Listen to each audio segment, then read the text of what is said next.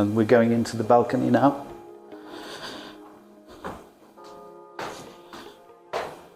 So when I was a student, I would come and sit here because the seats were the cheapest. The production is in a modern style. Yes, oh yes, very. Yeah, Yeah. and These are the clouds. You can see the clouds. Yeah. There are 3 sets of these that go across the stage.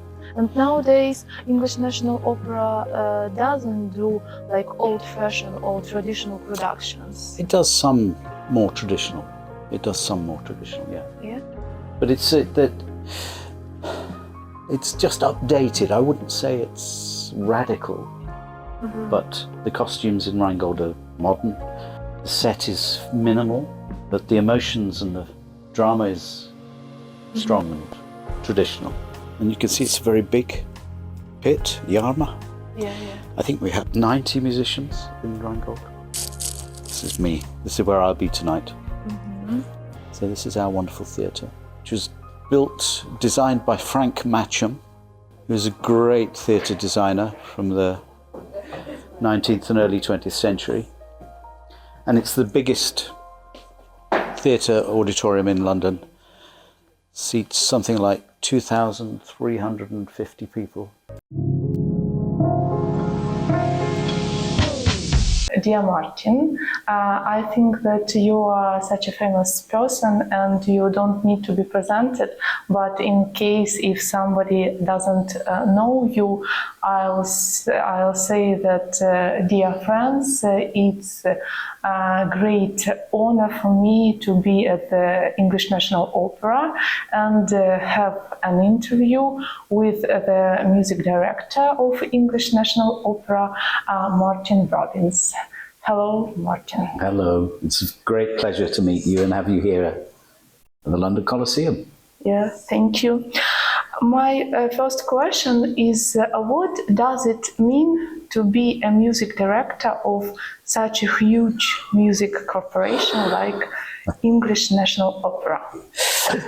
Oh dear, it means many, many, many things.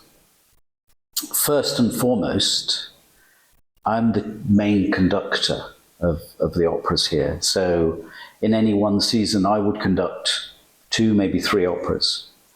So the majority of the operas I would conduct. And then we have invited guests conducting with 6 or 7 other operas. So my responsibilities, therefore, are for musical standards. We have a wonderful orchestra, we have a wonderful chorus, and I have a fantastic group of music staff. So the orchestra is 65 members, and part of my responsibility is to maintain the standard and the quality of what they produce, which is not a problem because they're wonderful. I help with recruiting new players. I keep very close contact with the principal players to make sure everything's going smoothly in their sections. I discuss any problems that they may have. And I try and help on a pastoral level, so as a mentor and a friend to the musicians, so that they feel valued at work and valued in their music making. Exactly the same with the chorus, although there's slightly different with the chorus because the chorus have a chorus master, chorus director, who is their direct contact and focal point for their work. But Mark Biggins is the chorus director, and I recruited Mark to the company. He's an absolutely first-class musician and conductor and choir trainer. And we have exactly the same kind of role with the chorus. We between us maintain standards and try and make sure that their work is both reasonable in terms of the intensity of the work they have to do, because of course they have to memorize all the music that they sing. They have to learn all the staging that they do. So their rehearsal processes, particularly in the chorus, are very, very intense. And they're also very, very intense performers on stage. They think of themselves as acting singers, not singing actors. So they're first and foremost, they're very dramatic in their presentation. And then my music staff, we have 5 repetiteurs who rehearse for all the operas They play in the production rehearsals. So the production rehearsal period for Rheingold, the opera I'm conducting at the moment, was 7 weeks, 6 or 7 weeks. And in the early stages of the process, the repetitor replaces the orchestra. So we do rehearsals with singers alone for musical rehearsals. And then Richard Jones, the director, takes the rehearsals where I'm present with the repetitor to keep all the musical material focused and in a good place. And Richard and I collaborate very closely, and my repetitors. Usually we have 2 repetitors working on any one opera. With Rheingold we had a third as well to help at times. And they coach the singers. They advise me when they hear problems with anything that may be an issue. Same when we have the orchestra on in the pit, in rehearsals, the repetitors are listening for balance and for diction. And my responsibility, is mainly for those aspects of the company. But I also, of course, have to help with decisions about the future artistic planning. Casting is a very important part of my job. We have a wonderful casting team. We have two wonderful casting directors, but we collaborate very closely on who we employ to sing any particular role. And I meet donors, I speak to the public, I do interviews, I even do a podcast with Maria. So the role is very, very wide, and it's great fun. Yeah. Most of the time. It looks exciting. And does your schedule differ from, for example, during a new production, like now you are doing Rheingold, and between the productions? My schedule changes, of course, and I work with many other organizations when I'm not conducting here. Yeah. So last week, or between 2 Rheingold performances, I was rehearsing a concert of the music of Sir Harrison Birtwistle, who died just last year, with the London Sinfonietta. So we had a concert on Sunday, 2 days ago. Next week, so Rheingold finishes on Friday this week. We have 2 more shows left. And next week I have a project with the BBC Symphony Orchestra with a concert in the Barbican.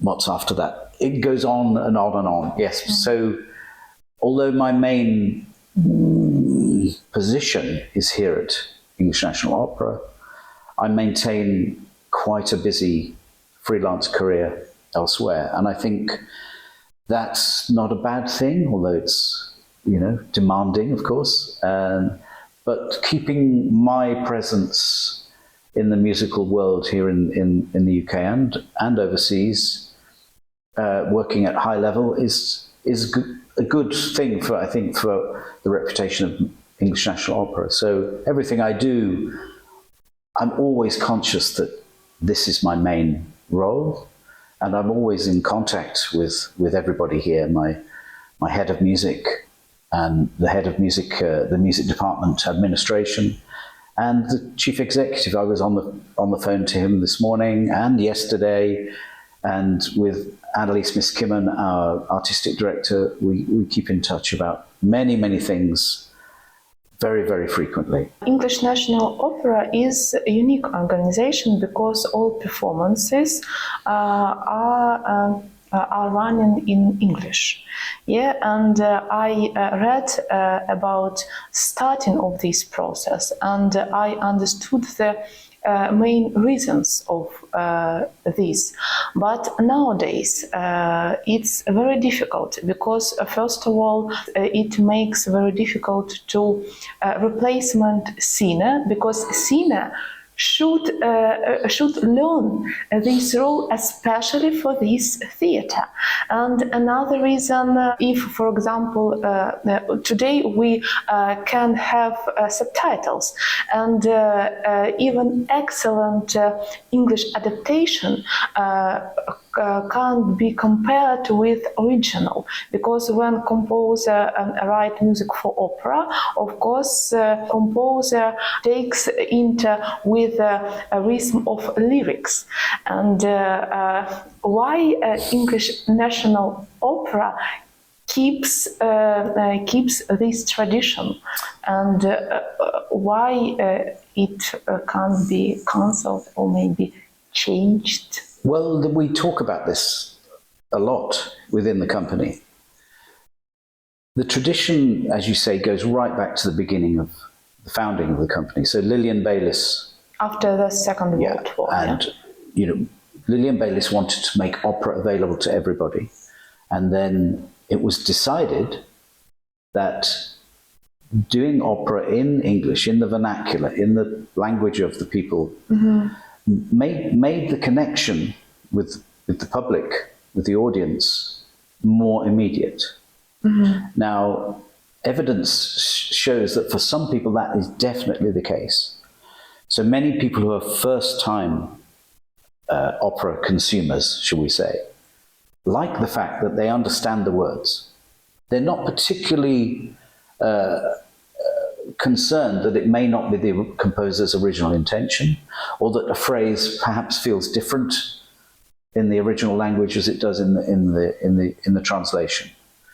So there are many benefits to this. It's an immediate contact with the audience, and many of our singers, some of our greatest singers, who deliver the text so brilliantly. So I'm thinking particularly, for instance, of Sir John Tomlinson, one of our great Wagnerian basses, who's a dear friend of mine, and he's sung here many, many times for 50 years.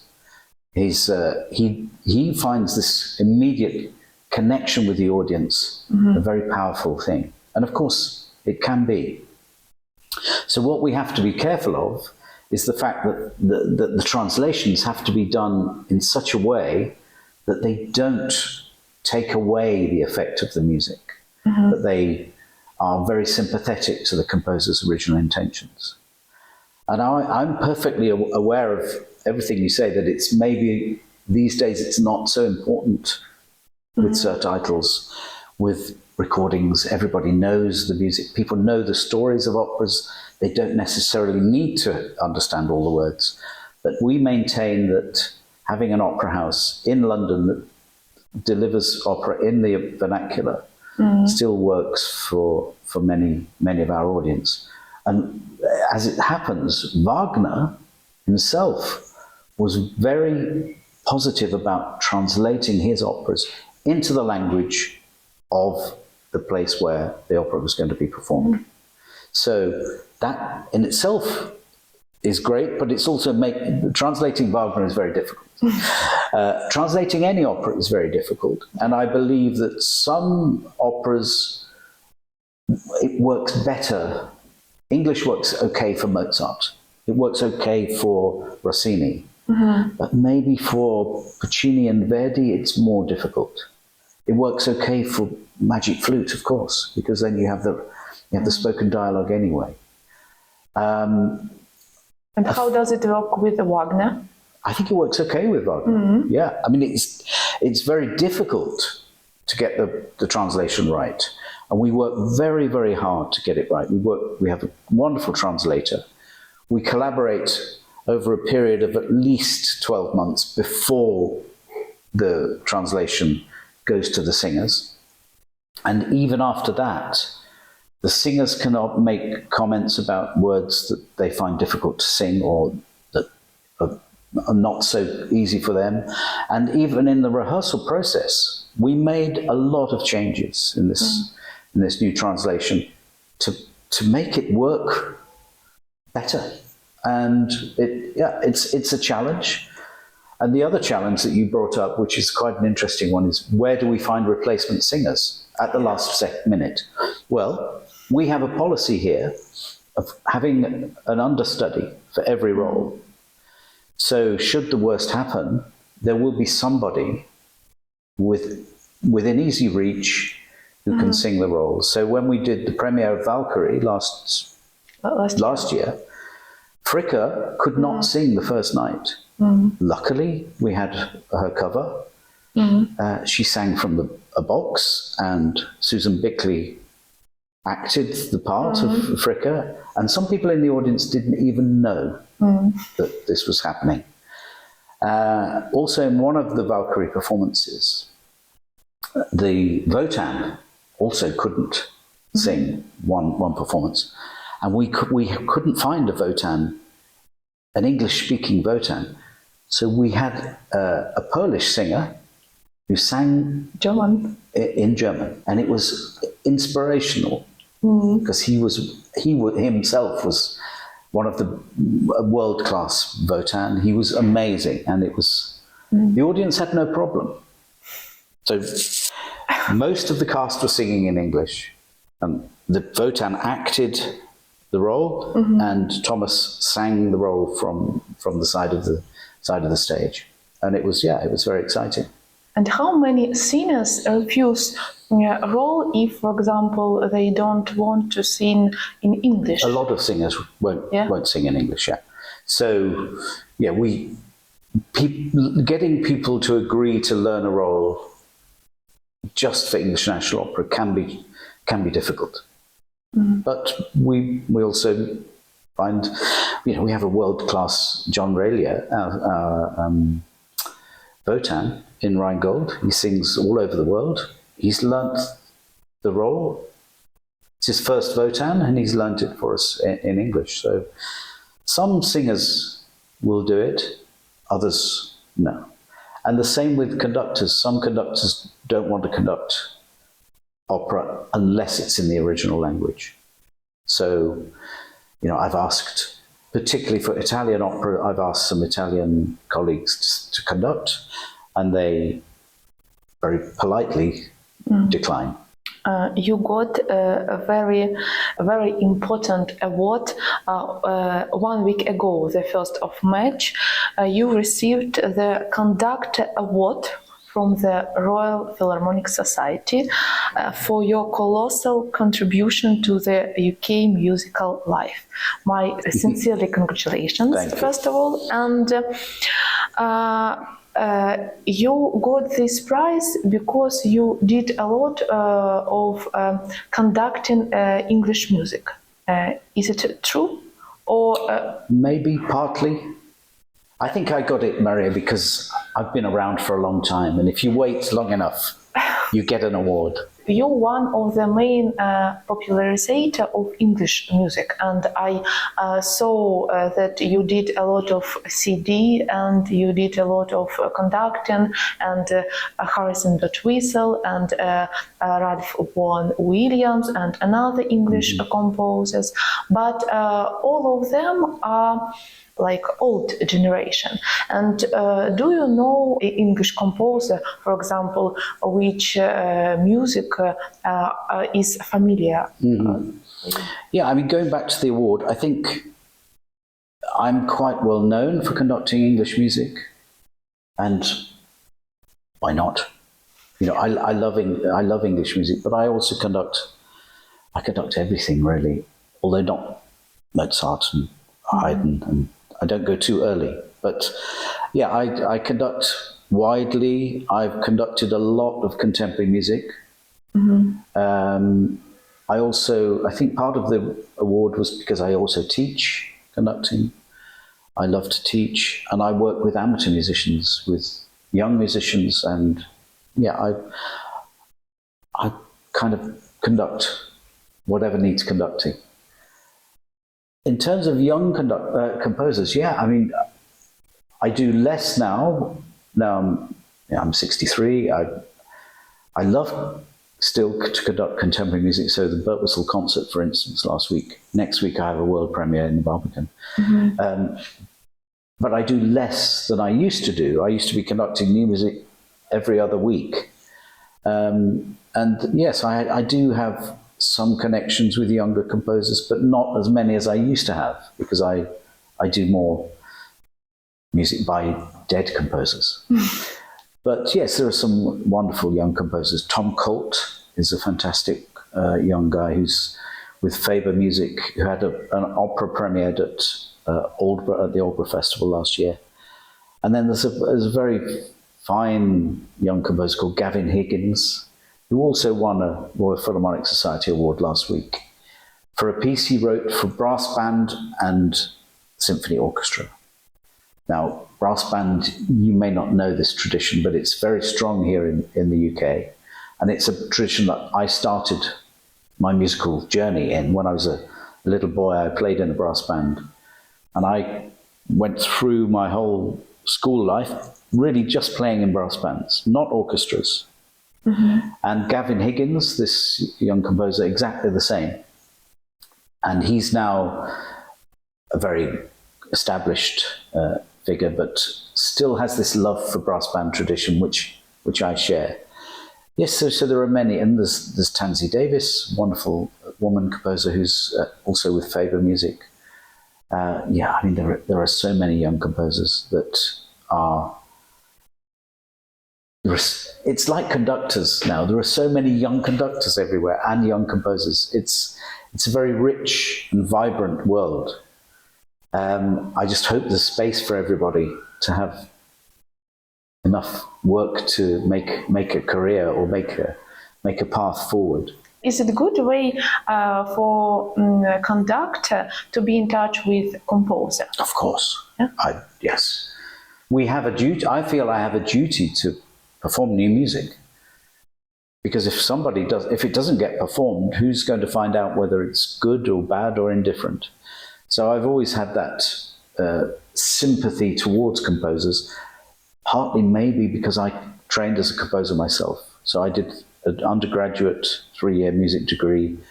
Then I did a postgraduate master's in composition. This is all before I started conducting. Mm-hmm. So I've always had a fondness for new music and a sympathy, if that's the right word, an empathy, because I know how difficult composing is, how incredibly challenging and demanding intellectually and demanding on your time and your emotion as a composer. So yeah, I love working with all composers. I never have a problem working with composers, although sometimes they can be quite tricky. Were you a friend with Harrison Birtwistle? Because I saw your short interview with him for BBC, yeah? Mm-hmm. And what was for you Harrison Birtwistle? Yeah, he was a dear friend. For many years, I worked with his music for sort of 30 years or so. He was an inspirational figure without trying to be. I admired him so much because he simply just wrote the music he wanted to write. He didn't really mind whether people liked it or didn't like it or performed it or didn't perform it. Although, of course, he really wanted his music to be appreciated. But he never changed his approach to composition. It was just one journey.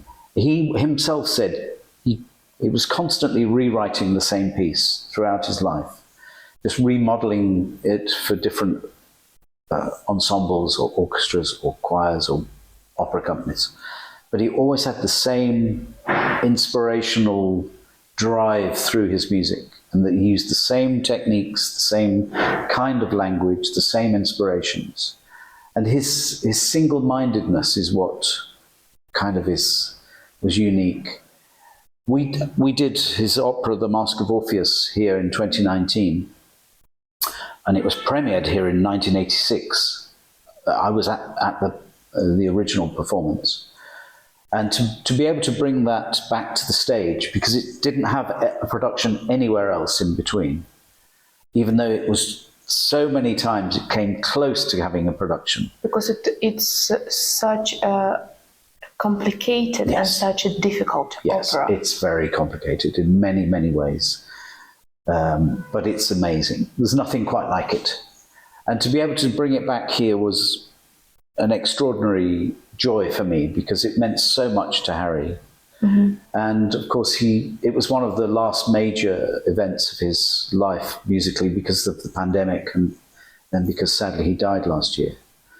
I've also conducted Gawain, I've conducted the second Mrs. Kong and the Last Supper. So I've yeah, I've been connected to Harry's music very deeply and very closely over many years. So his passing is a great sadness, because he's one of the giants, really, of music internationally, not just in the UK. He's played in many countries and worldwide, and it's been a great honour and privilege to know Harry. Let's continue your talk about conducting. How did conducting appear in your life? I joined the local brass band in the town I lived in, and that's where the euphonium exists in the brass band. The euphonium is a small tuba, and it's if you imagine the brass band like an orchestra, you have the cornets, the trumpets playing the high part. They're like the violins, and the euphonium is like the cello. So it's a very beautiful, mellow, melodic instrument. So the brass band world is amateur, purely amateur, but the standard is phenomenally high. I mean, it's just mind-boggling, especially nowadays. So they exist very much for competitions. So they all enter these competitions, and there's a national final, and so it's very competitive. But in a way, that's what inspired me to get better. So I used to practice a lot when I loved practicing as a boy, and I got good quite quickly. I don't know, there was no music in my family. It was pure chance. I joined the brass band in the town. I have 2 brothers and 2 sisters. None of them are musical. My parents weren't musical, although my father could sing very beautifully. So I joined this band, and I was good. So music had to be part of my life. So when I went to university, wanted to go to university at 18, the euphonium wasn't a serious instrument. So I had to change to the trombone. It's the same pitch, same mouthpiece. So you just had to learn this instead of this. It was not so difficult. So I went to university and still played a little bit in the brass band. And I always had a sense of what was going on with the conductor in front of me, and who was good and who was bad, and when I was always interested in conducting. And how did you decide who was good and who was not good? Well, it's obvious, isn't it? It's just feeling. You get good results, or they connect with you and they make the band play better, and So I went to university, and I was from a working class family. I was in 2 hours north of London, grew up in a small town. Coming to London was massive for me. It was a big change. And I wasn't particularly confident about my place in the music department, because I was not so clever, I thought, I don't believe. Well, yes, but one has a sense of how you are, but in my first few months at university, this is 1977, this is a long time ago, I met my wife, who's still my wife. So that was a wonderful thing, because she was a violinist. So we spent a lot of time together talking and going to concerts all the time, coming to English National Opera.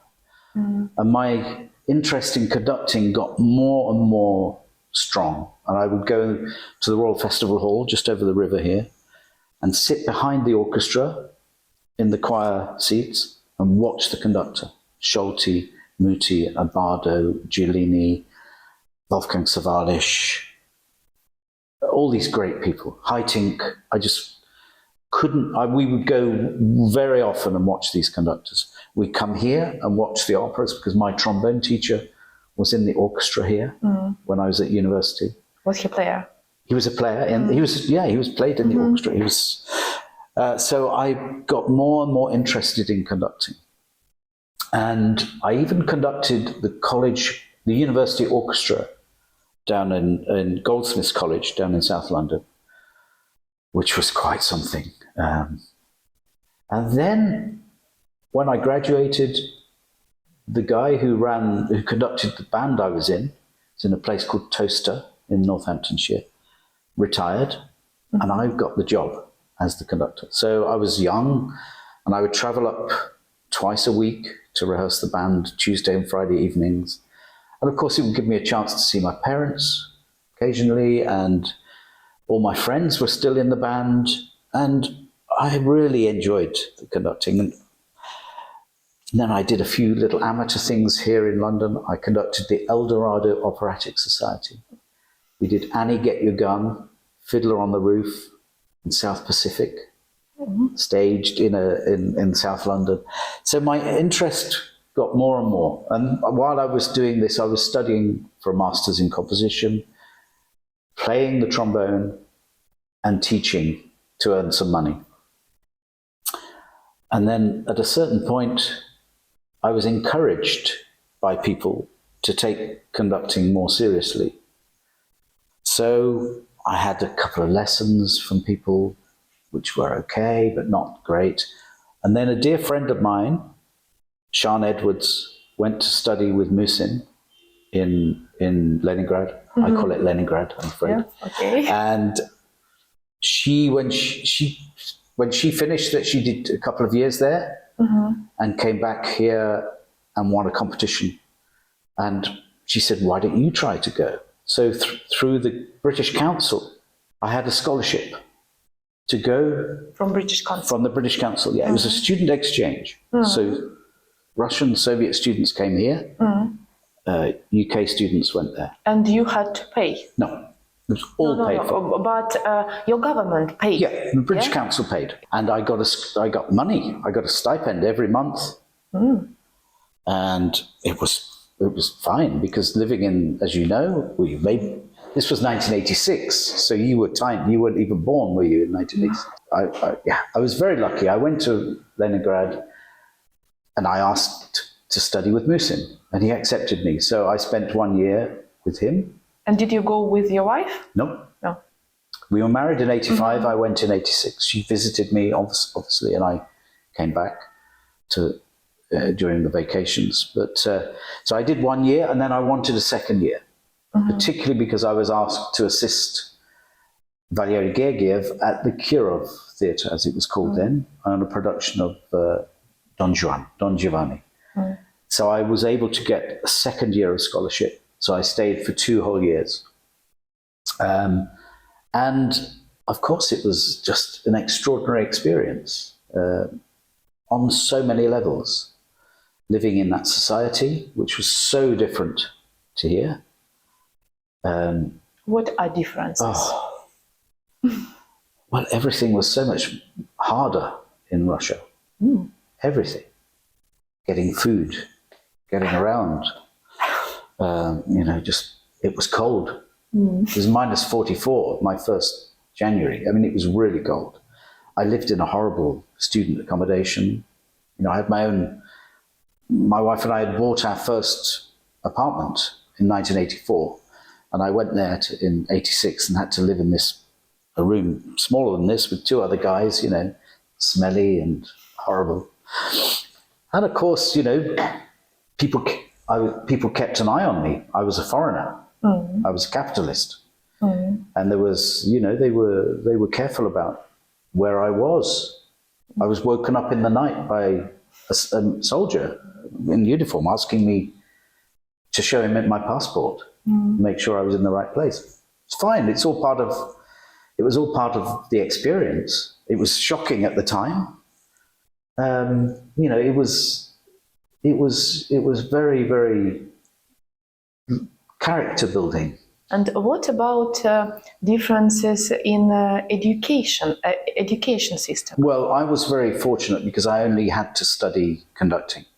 Just conducting? Just conducting. And I did have some language lessons, which was fantastic. Of course, I had no Russian when I went, apart from having looked at a book and listened to a tape of the BBC And Russian. now your Russian is very good. Нет, я очень много забыл. But what I remember about my student colleagues was they had to study научный communism. They had to study scientific communism. They had to study, and if they didn't pass that exam, they were out. That I found really bizarre. Yeah. The music history also I found rather strange. It was Soviet music, Russian music, and foreign music, 3 categories. You know, there's a lot of foreign music, but that's how they did it. The teacher, my teacher, Musin, was maybe it wasn't typical because he was very kind. We had 3 classes every week, Tuesday afternoon, Thursday afternoon, and Friday afternoon, with 2 pianos, playing the orchestra score, and he would conduct, and every 2 weeks, maybe you'd get a chance to conduct the orchestra for the conducting faculty. So it was a wonderful experience. He was very demanding, but not in a aggressive or bullying way. Certainly for me, I felt, because he was so wonderful, clearly a genius of a teacher, I just wanted to work hard to achieve as much as I could through his help.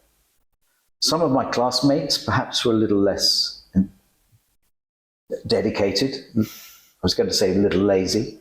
And that was their choice. And there were occasions where Musin did get angry with people for not working hard enough and not doing what they should. But then the extraordinary thing for me was, 1 minute later, they were the best of friends again. It was quite something. But yes, it was a very intense. The other difference that I was surprised about was in the UK, not so much now, but certainly then, every region, every county, you know, these small areas we have, would have its own music education service and have an orchestra and a choir and a brass band and a wind band and a jazz band for young people at school. Yeah, and is it a choir, orchestra, and etc.? Are they amateur? Yeah. No, the children, school children. Yeah. And then, so the youth orchestras were everywhere. There are still many, but fewer. And every conservatoire here, they would have orchestra concerts played by the students, more than 2 or 3 times every few months.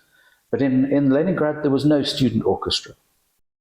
And that I found rather strange. Yeah, and are you sure? Absolutely sure. Yeah, maybe, at that time, there was no student orchestra. It was because I know that, for example, now at St. Petersburg Conservatoire, students play in Conservatoire orchestra. It's like a part of their education. Well, so it should be, but it wasn't when I was there. I absolutely promise you. Maybe they've taken that idea as a good idea from the West. Who knows? But there was something that I found rather strange, that the young musicians were fantastic. Don't get me wrong, they were wonderful, but they didn't ever play as a student group. So that I found a big difference from the UK. But maybe the dedication was much more about getting to be really good players, and then you would get the opportunity to play in orchestras when you finished at the Conservatoire. So yeah, there were differences, I'm sure, but for me I was there on a different level. I didn't have to do examinations. I just did some concerts, and I then got to travel around and do concerts in Kurgan. I went to Minsk, to the chamber orchestra a few times. I did many concerts in Leningrad with different groups, and I conducted the Kirov Chamber Soloists, which was like the London Sinfonietta is here. It was which was founded by the oboe player Slava Lupuchov, who I became good friends with. I did lots of performing when I was there. And it was fantastic, especially in my second year when I was better, of course. Maybe the problem is that in Russia or in past USSR area, all performance are taught as a soloist. Yeah, no, I'm sure that's the case, and of course it's the case now here also in the I teach. I'm a visiting professor at the Royal College of Music, and We'll talk about it. They certainly the teachers are perhaps more so with the string players. They think about concertos rather than orchestra, playing in an orchestra. But in the end, not everybody is going to be a soloist. So everybody does play in orchestra. But I think some teachers find that is of secondary importance. If we modulate it to your teaching job, let's talk about it. You are a professor at the Royal College of Music at the Royal College in Glasgow, in Scotland. And I understand that teaching of conduct is a very difficult job because it's something which that you can't touch. For example, it's something very important, but how can you teach this? It's very difficult for understanding. And maybe do you have some special indicate for understanding if the student can be conductor or if the student cannot be? Well, you're teaching conducting it. Yes, it is difficult because we're dealing with physical gestures and no sound. Yeah. My approach is very much influenced by Ilya Musin, who certainly had a way. He developed an understanding and a technique of making the gestures connect to sound, and that to me is the key in my conducting teaching role. It would take too long, and we would need students here and musicians for me to explain it to you, but one can get a sense whether a musician is going to be able to make this change, this adaptation to their conducting like this to conducting in a way that actually touches the sound. So yes, it's difficult also in the sense that to be a conductor, you need many skills. For example, you've got to be able to communicate with 75 people in a sensible, clear way. You've got to be able to hear the music. You've got to be able to hear mistakes. You've got to know what the mistakes are and how to correct them. You've got to have a vision of a piece of music. You've got to have an interpretation, I suppose. You've got to have a personality that brings musicians with you. You've got to treat people with respect, but on the other hand, you've got to make sure that they're all focusing and doing what they should in the best way they can. You've got to be a diplomat. You've got to have a technique. For me, one of the most offensive things about some conducting is that they don't invest in time in their technique. Whereas, as we know, any player in an orchestra has probably been playing every day for 20 years before they get close to even auditioning for an orchestra. So to not have a functioning technique as a conductor, I find a little bit strange. And that's certainly what Musin's approach was. If you conduct well with a good orchestra, you don't need to say anything. If you can show what you want, they will understand, and because they're brilliant, they can see the music, They can read the notes, the dynamics, the instructions. You just enable them to play. Yeah, but conducting is not just about dynamic and risk. No, Yeah. it's about all these other things. But why I'm focusing a little bit on technique is, if you have a technique, everything is so much more straightforward. So with a student conductor, if each of their skills are of a certain level, then maybe they'll move forward. If one of the skills, whatever it might be, just the way they speak to people perhaps, or the fact that their technique isn't so good, or they can't keep a tempo, then if that one level, that skill falls too low, they won't succeed, even if all the other skills are high. So it's not just about music, or just about technique, or about personality, or about how you engage with people. It's about all those things, more than any other part of form of music making, I would say. Because if you're a solo violinist, you don't actually need to interact with a large group of people, apart from through your violin playing. So conducting is I think it was Rimsky-Korsakov who said it was a taina, a mystery. Yeah. And there is something that is mysterious about it. And I think that's not a bad thing. To keep, certain people can have an aura, have a certain way about them that you can't put into words. And that's the special side of conducting. Sometimes it happens that, for example, the level of conductor is, I don't mean very much higher, I mean a little bit higher than orchestra. And is it possible that through the conductor the level of orchestra will up as well? Of course. And the opposite.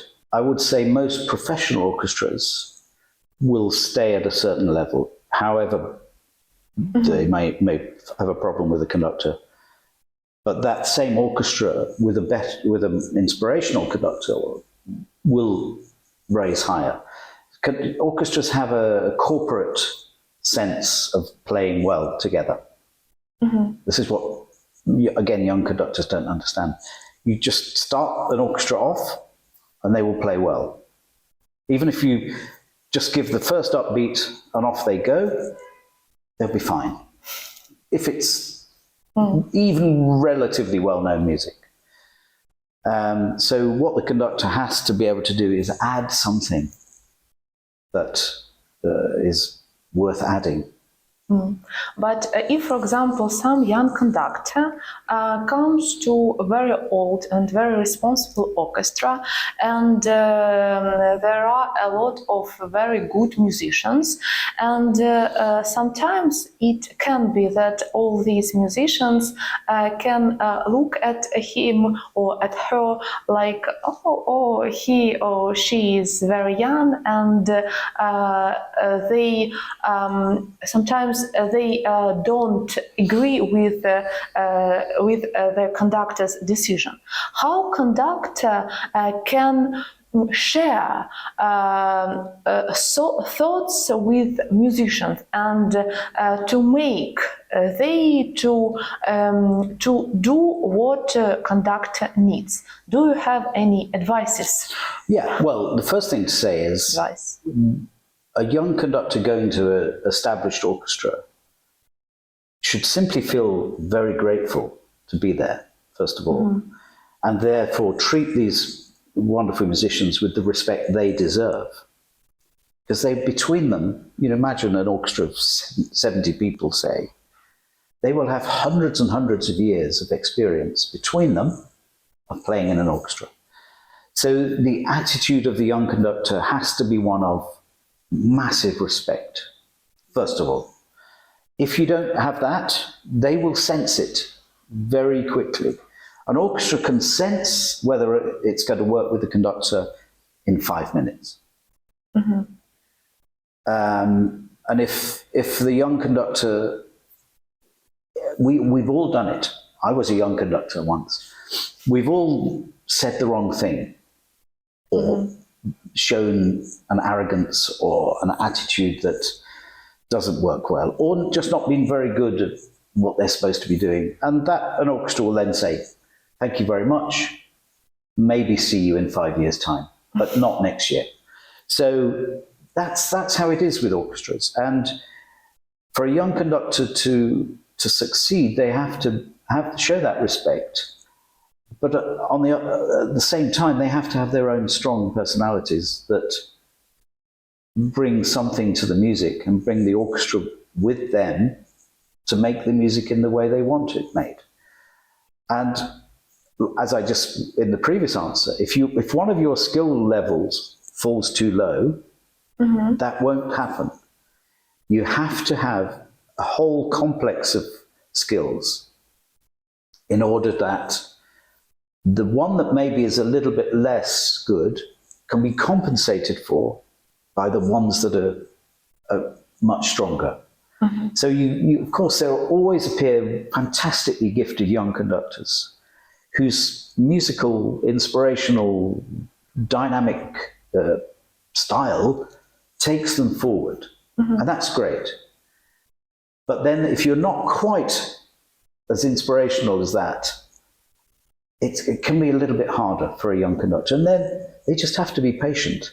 There has to be an understanding that it can be a slow process to gain and achieve the status and the respect from orchestras that you need in order to function well. Sometimes a conductor chooses the musician for the orchestra. Doesn't not very often. Not very. No. I would say, as a music director here, my opinion will be consulted about a player that the orchestra want to appoint. So in the UK, we have auditions for jobs, 1 round, 2 rounds, whatever. Then we have a trial process. So people come in and play with the orchestra. So they sit in the section, or they sit as principal flute, or whatever the position is. And we have several candidates for any one position. And over a period of time, the individual players will come and do periods of work with the orchestra, and people will be listening and connecting with them, talking to them. And some then get, no, we don't want these people, we don't want that person. Then finally we have 2 candidates for one position, and the orchestra decide. The orchestra, there'll be a panel of, say, 6 or 8 people. If it was a wind position, it would be the wind principals, would be the main people that would be deciding this, but they would certainly ask the music director's opinion. But I don't think there are many orchestras where the music director appoints, certainly not in the West. It may be different in certain places, certain countries, other countries. They can have an influence, I would say. And if they really didn't want somebody, they can make that very clear. Or if they were very enthusiastic about somebody, they could make that very clear. For their positioned conductors. And then for guest conductors, so for instance, I go to guest conduct wherever, and I'm sure that orchestra, the management will ask the opinion of the players about the conductor's work. Because no management would want an orchestra to have a conductor that they didn't want to work with. That wouldn't be very sensible. So I think there's a complex system of making decisions about who conducts anywhere. I heard very sad news that maybe next year English National Opera will have to leave London and will go outside. Is any chance that this decision will be cancelled and will We can hope. changed? We can live in hope. We have to have hope, don't we?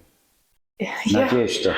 yeah. Надежда на школу земной. Надежда – это очень важно для жизни.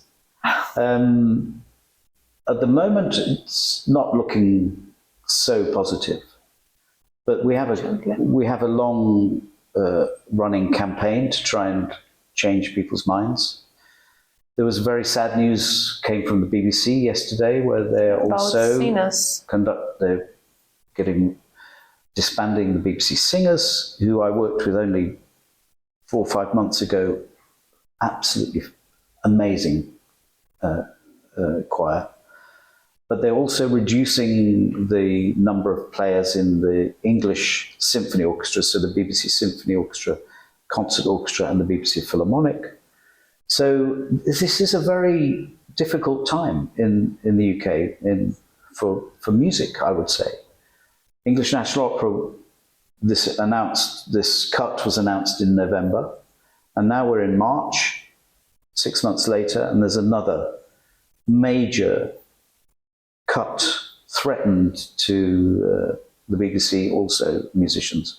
So I fear that there's something in the air which isn't good for music at the moment. And I hope people who are making these decisions will perhaps take another look, because once an organisation is gone, it won't come back. Yeah, I agree. So the BBC Singers, if it's disbanded, it will be very difficult to reform it. If English National Opera has to move out of London, at least for part of its output every year, it will be very hard to sustain our orchestra and chorus, because they all live here. Yeah. You know, how can they work in, I don't know, somewhere 150 miles away? It would be, either it will take a lot more money from the Arts Council to make that happen, or we will end up as a very different looking company. And I think it's a legacy that I would be conscious of if I were in power at the moment, in government and within the culture ministry, because it's extremely serious, not only for the hundreds of musicians and the opera company that will be affected, but also for the audiences that won't hear our great work. Rheingold, we get 2,200 people every night. We're a pipeline for talent. We do this amazing talent. We work with schools, we work with students, we work with young singers, we work with refugees, we work with anybody. We have free tickets for young people to come to the opera. Yeah, for students. Yeah, we have. It's taking away something very, very valuable, and I find that obviously, as music director of this great company, I find it extraordinarily painful. But I would hope that people in making these decisions would perhaps have another look at the reasoning behind what they're doing, because it doesn't seem to be very sensible for the arts and for music and for accessibility to the arts and music in this country at the moment. Are there any recipes that can help us to pass through this difficult situation? I don't honestly know. I mean, it's such a deep-rooted problem. And I think it goes back, I mentioned earlier, when I was at school, every area in the UK would have its own youth orchestra, youth band, youth choirs, youth opera, youth. So when I started on music, I had free music lessons from the brass band, and at school, free. Everything was free. That has now disappeared. So the opportunities for young people, I was working class. My parents had no money to give me lessons. So the opportunities for young people to make music and have music lessons is almost disappeared unless you're in the private education system. So unfortunately, the problem goes right back to education and provision of music and opportunities for young people at schools. And if that doesn't get changed, that's also adds to the problem. And then for people who do have the opportunity, as I did, luckily, and as nowadays many young people who do have the opportunity, if they have the money, then if organizations like English National Opera disappear, where do they aspire to perhaps find employment opportunities? Or if you're just a music enthusiast, a music lover, you won't have anywhere to go and hear and see great opera. So it's a very complex issue, and it's all connected to politics, I'm afraid. And yeah, that's for those people down there in Westminster and Whitehall to decide. But unfortunately, they perhaps decide things for the wrong reasons. Not for the sake of art and culture in the UK, but perhaps because their ideology thinks that why should London have so much opera and music when places outside London don't get so much. So it's a very complex issue. The thing I take the greatest comfort from is when I go into the orchestra pit to conduct Rheingold, none of my musicians, nobody on stage, nobody in the auditorium is really worried about the situation outside. We're just there to perform and experience great music, and that's the best gift we can offer, the best gift we can give. Dear Martyn, thank you so much for such an interesting conversation. It's great pleasure for me to be here and to have an interview with you. Thank you. Thank you. It's my pleasure. Thank you. Thank you.